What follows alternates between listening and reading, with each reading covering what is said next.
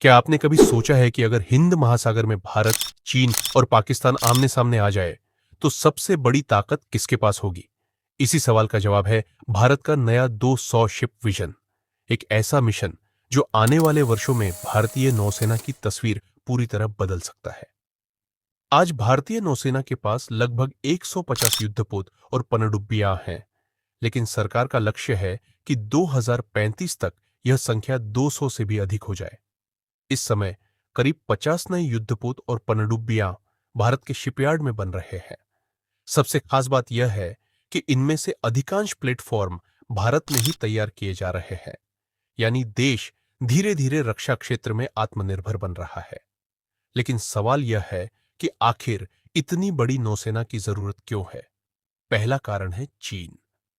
आज चीन दुनिया की सबसे बड़ी नौसेना बना चुका है और हिंद महासागर में उसकी मौजूदगी लगातार बढ़ रही है। दूसरा कारण है पाकिस्तान, जो चीन की मदद से अपने नौसैनिक बेड़े, खासकर पनडुब्बी क्षमता को लगातार मजबूत कर रहा है।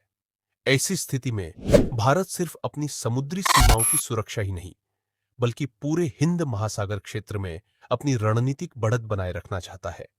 इसी दिशा में भारत लगातार नए और आधुनिक युद्धपोत नौसेना में शामिल कर रहा है।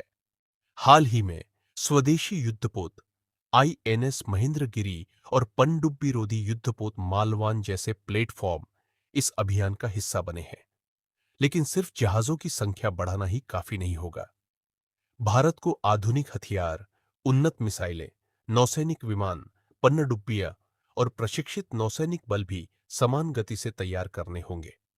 तभी यह 200 शिप विजन वास्तव में सफल माना जाएगा।